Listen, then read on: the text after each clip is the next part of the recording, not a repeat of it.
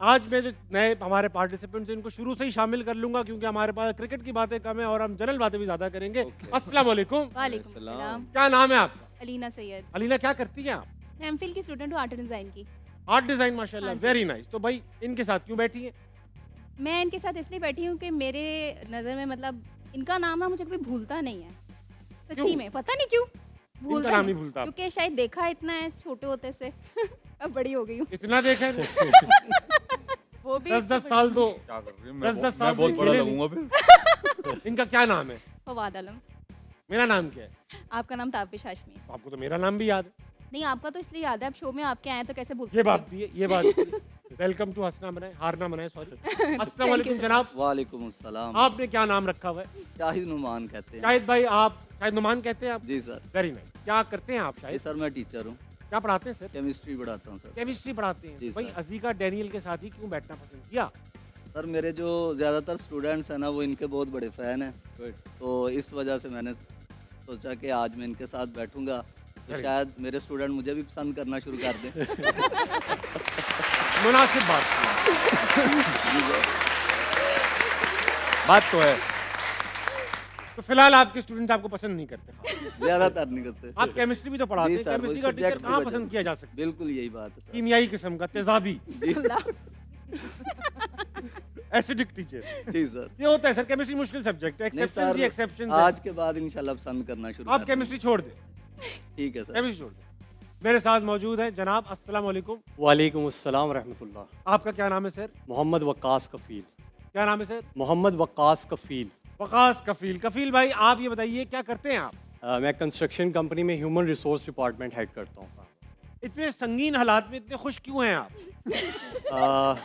क्योंकि हालात परेशानियाँ हालात से नहीं ख्यालात से पैदा होती हैं, तो आपके हाँ। ख्यालात पॉजिटिव होने चाहिए। गहरी बात, बहुत गहरी। अच्छा, जिनके ख्यालात अब पाकिस्तान भर में मशहूर हो रहे हैं, फैल रहे हैं, जनाब अहमद शहजाद, इनके साथ ही क्यों बैठना पसंद? पहले नंबर पे तो ये माशाल्लाह एक बहुत अच्छे और नफीस इंसान है, और दूसरे नंबर पे स्पोर्ट्समैन है। मैं खुद भी क्रिकेट बहुत शौक से खेलता भी हूँ, देखता ठीक है। भी हूँ, और माशाल्लाह से इनका जो एनालिसिस है वो बहुत स्ट्रॉन्ग है। ये किसी भी करंट एरा की क्रिकेट के अंदर कोई भी पॉइंट आउट करके बात बताते हैं, बहुत रेलिवेंट बात करते हैं, और वो हमारे कौम हमारे क्रिकेटर्स की बेहतरी के लिए बात करते हैं, तो मुझे वो चीज़ बहुत अच्छी लगती है। बहुत अच्छी बात, वेरी नाइस। वेलकम टू हारना बनाए। Thank you. अच्छा, मैं क्रिकेट के कुछ सवालात अपने पैनल के आगे कर रहा हूँ, आप लोग भी कंट्रीब्यूट कर सकते हैं। बहरहाल सवाल मैं क्रिकेटर से भी कर रहा हूँ, आप सबसे भी कर रहा हूँ, जिसका जो पॉइंट ऑफ व्यू बताए। फिलहाल हम देखने वाले पीएसएल में अभी तक हुआ क्या है, पीएसएल का पॉइंट्स टेबल, इस पे थोड़ी गुफ्तगू करते हैं। आइए दिखाइए।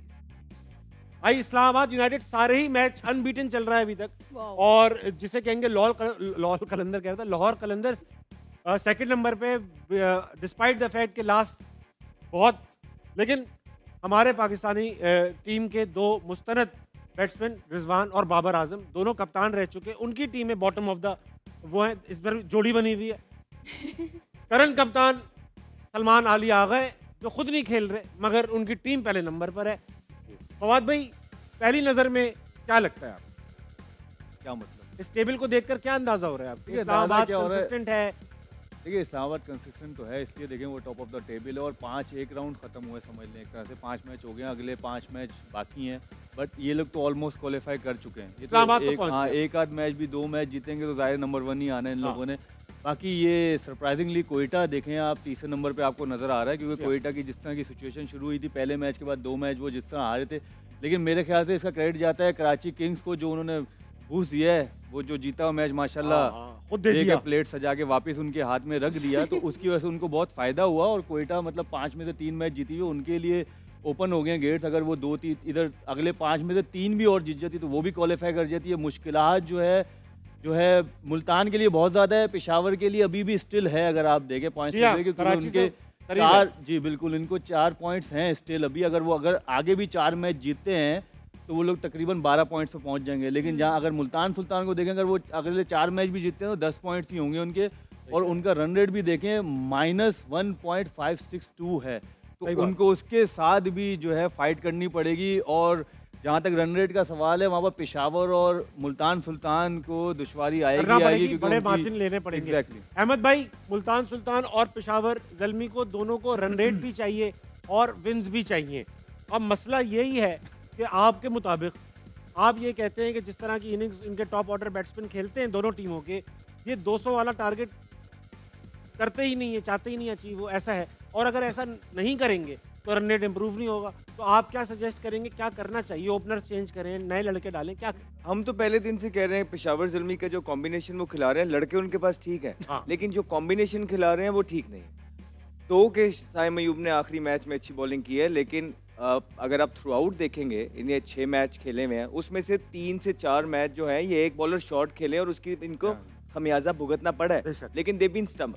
उसके बाद अब देखें कि बाबर आजम जो है, हम कहते रहे कि यार अगर वो नीचे आके ओवन को ऊपर भेजें या हारिस को ऊपर भेजें और ख़ुद नंबर 3 पे आ जाते तो शायद उनकी टीम का भला हो जाता, क्योंकि उनकी फॉर्म तो लगी नहीं हुई है और उस हिसाब से वो सर्कल का फ़ायदा। आप देखें बहुत फ़र्क पड़ता है ताबिश भाई कि जब आपके 2 आउट हैं और मैं अंदर जा रहा हूँ, और एक आपका कोई आउट नहीं और मैं अंदर जा रहा हूँ, 2 आउट के साथ एक प्रेशर के अंदर मैं जा रहा हूँ। तो ये बाबर बेसिकली उसकी अगर प्रेस कॉन्फ्रेंस सुनी हो आपने, तो उसने ये तो कहा है कि हारिस के जो एक्सपेक्टेशन है या ठीक खेल रहा है लेकिन उतना अच्छा नहीं खेल रहा।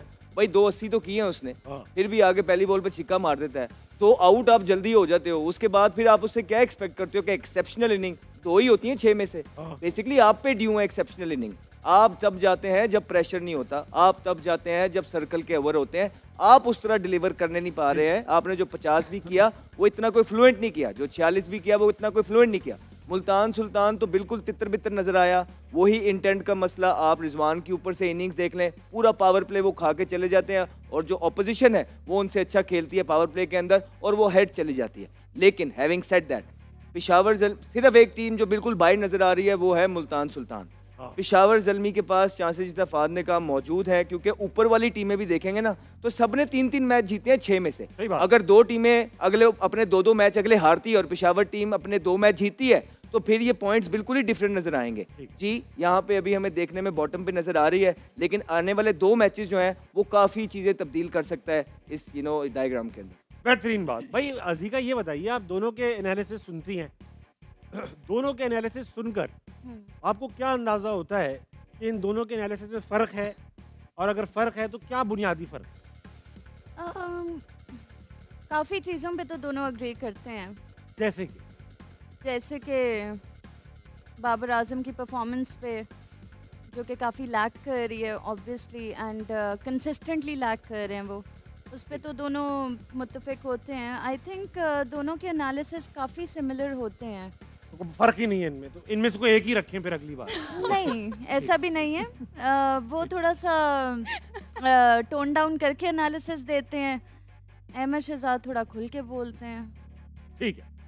अच्छा अहमद भाई, आपके क्योंकि दोनों से बात करूंगा, क्रिकेटिंग वर्ल्ड में काफ़ी दोस्त यार हैं, इंडिया में भी काफ़ी दोस्त यार हैं, आजकल हम फड्डेबाजी चल रही है, जंगो जदल चल रहा है, तो फवाद भाई ये बताइए कि जो इन हालात में कभी कम्युनिकेशन होती है आपकी पड़ोसी मुल्क के प्लेयर से? पहली बार तो हुआ नहीं, बीच में होती रहती चपकली।